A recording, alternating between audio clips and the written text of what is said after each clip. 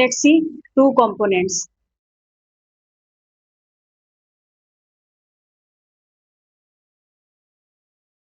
Okay, तो दो components कौन कौन से हैं इस सिग्नलिंग सिस्टम में अगर हम बात करें तो बच्चों यहाँ पे हमें देखने को मिलता है दो डोमेन। पहला डोमेन होता है जिसको हम बोलते हैं हिस्टिडीन काइनेज।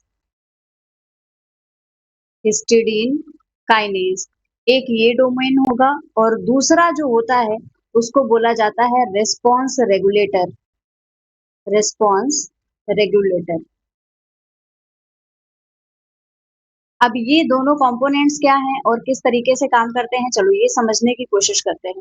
देखिए, जो हिस्टिडीन काइनेज डोमेन है, ये हिस्टिडीन काइनेज डोमेन का काम होता है कि ये फॉस्फोराइलेशन करे, और फॉस्फोराइलेशन करने के लिए इसको किसी और की जरूरत नहीं होती है, ये खुद से ही फॉस्फोराइलेशन कर लेता है।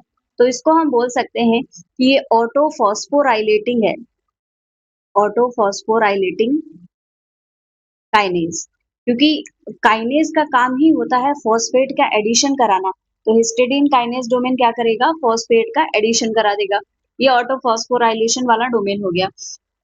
दूसरा जो रिस्पांस रेगुलेटर है, अब ये क्या करेगा, यहाँ पे फॉस्फेट का एडिशन हुआ, इस फॉस्फेट को ट्रांसफर करेगा। ये फॉस्फेट को ट्रांसफर करने का काम करेगा।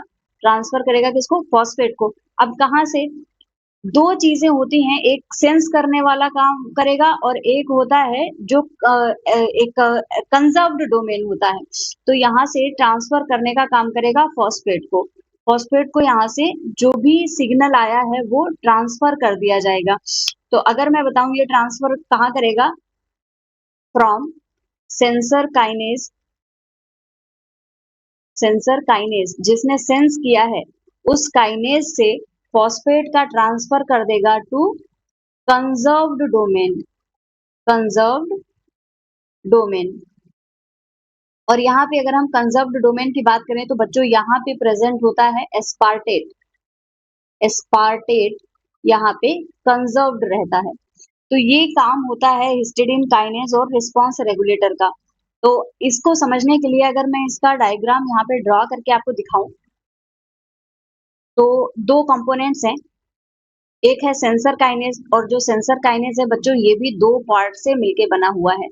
यहाँ पे एक होता है एच डोमेन और यहाँ पे सिग्नल का इनपुट होगा।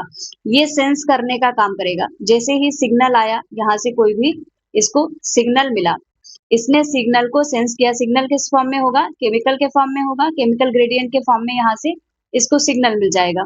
जैसे ही ये सिग्नल को सेंस करेगा, इसका काम क्या होगा, ये ऑटो फॉस्फोराइलेशन करेगा। ऑटो फॉस्फोराइलेशन का मतलब है ये स्वयं पर ही फॉस्फेट का एडिशन कर लेगा। और जैसे ही फॉस्फेट का एडिशन हुआ, ये क्या हो जाएगा, ये हो जाएगा एक्टिवेट। इसके एक्टिवेट होने के बाद में अब रिस्पांस रेगुलेटर का काम है, क्या कर रहा है, ये फॉस्फेट का ट्रांसफर कर रहा है।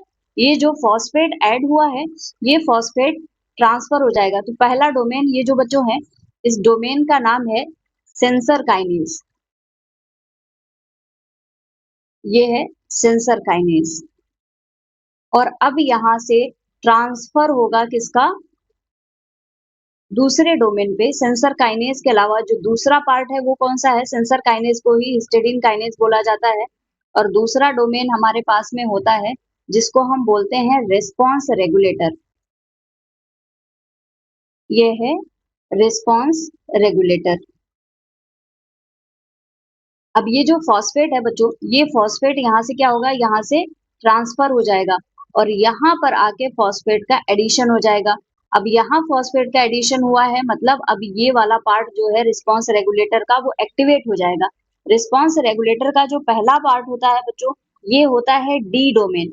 डी डोमेन जो होता है ये रिसीवर की तरह काम करता है, ये रिसीव करता है सिग्नल को। तो और इसीलिए इसको रिस्पांस रेगुलेटर बोला जाता है। और यहाँ पे जो फाइनल डोमेन होगा ये होगा आउटपुट डोमेन। यहाँ से क्या रिस्पॉन्स किया जाना है वो देखने को मिलेगा।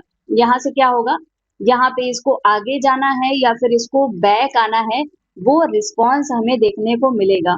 तो ये रिसीवर डोमेन है और जहां से आउटपुट देखने को मिलता है इसको हम बोलते हैं इफेक्टर डोमेन। इसको बोला जाता है इफेक्टर डोमेन। तो ये दो कंपोनेंट्स